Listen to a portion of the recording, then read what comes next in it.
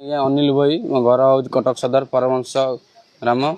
ଆଉ ମୁଁ କଟକ ମହାନଦୀ ବିହାରରେ ପ୍ରତି ଗ୍ୟାସ୍ ସର୍ଭିସରେ ଚାକିରି କରିଛି ଆଜ୍ଞା। ଆମ ମାଲିକ ନାଁ ହେଉଛି ରୋହିତ ପଣ୍ଡା। ଆଉ ମୁଁ ଗ୍ୟାସ୍ ଡେଲିଭରି କରିଲା ବେଳେ ମୋତେ ଗନ୍ଦରପୁର ଥାନା ଧମକ ଚମକ ଦେଉଛି ଯେ ଗ୍ୟାସ୍ ଦେ, ନହେଲେ ତୋତେ ତୋ ନାଁରେ କେସ୍ କରିବି। ମୁଁ ଆଗରୁ ମୋଠୁ 3ଟା ଗ୍ୟାସ୍ ଧମକ ଚମକ ଦେଇ 3ଟା ଗ୍ୟାସ୍ ନେଇଛି। ଏବେ କହୁଛି ଯେ ତୁ ଗୋଟେ ଗ୍ୟାସ୍ ମୋ ଘରେ ନ ଦେବୁ ମୁଁ ତୋତେ ଫସେଇ ଦେବି। ଆଜ୍ଞା ଦେଖନ୍ତୁ ଆଜ୍ଞା ମୁଁ ଗୋଟେ ଲେବର ଆଜ୍ଞା ଗୋଟେ କହିଲେ ଡେଲିଭରି ମ୍ୟାନ୍ ମୋତେ ଗୋଟେ ଆଇଆଇସି କନ୍ଦରପୁର ଥାନା ଆଇଆଇସି ଗୋଟେ ଏଭଳିଆ ବ୍ୟବହାର କରୁଛି, ଖରାପ ବ୍ୟବହାର ଅବଶ୍ୟ ଯେଉଁ ଅଶ୍ଳୀଳ ଭାଷାରେ କହୁଛି। ମୋତେ ଯଦି ଆଜ୍ଞା ନ୍ୟାୟ ନ ମିଳିବ ମୁଁ ଘର ପରିବାର ଆଜ୍ଞା ଅସନ୍ତୁଷ୍ଟ ରହିବେ।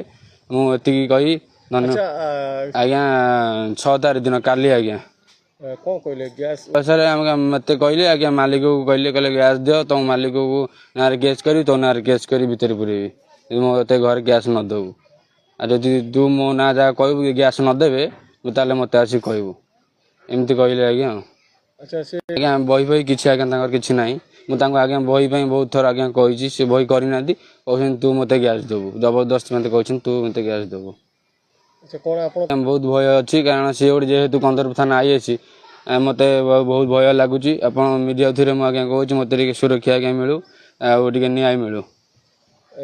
ଆଜ୍ଞା ମାଲିକକୁ ଆଜ୍ଞା ଆମ ରୋହିତ ସାର୍ଙ୍କୁ ଜଣେଇଛି। ରୋହିତ ସାର୍ କହିଲେ ଆଜ୍ଞା ତୁ କାର୍ଯ୍ୟ ଆଗକୁ ବଢ଼, ମୁଁ ଅଛି ତୋ ପଛରେ, କିଛି ଅସୁବିଧା ହେବନି। ମୁଁ ଉପର ଅଫିସରକୁ ଜଣେଇ ଦେଇଛି। ଲିଖିତ ଅଭିଯୋଗ କିଛି କରିନି, କେବଳ ମୁଁ ଆମ କମ୍ପାନୀ ସାର୍ଙ୍କୁ ଜଣେଇଛି, ଆଉ ମିଡ଼ିଆ ଭାଇ ଥ୍ରୁରେ ଆଜ୍ଞା ମୁଁ ଜଣେଇଛି। ମୁଁ ଏତିକି କହି ଆଜ୍ଞା ନମସ୍କାର। ଆଜ୍ଞା ମୁଁ 6 ତାରିଖ ଦିନ ଯେଉଁ ମୋତେ ଫୋନ୍ ମାରିଥିଲେ ମୁଁ ରେକର୍ଡ଼ିଂଟା ଆଜ୍ଞା ତାଙ୍କର ରଖିଛି, ମୁଁ ଆପଣଙ୍କୁ ହସ୍ତାନ୍ତର କରୁଛି। ମୁଁ ଏତିକି କହି ଜୟ ଜଗନ୍ନାଥ।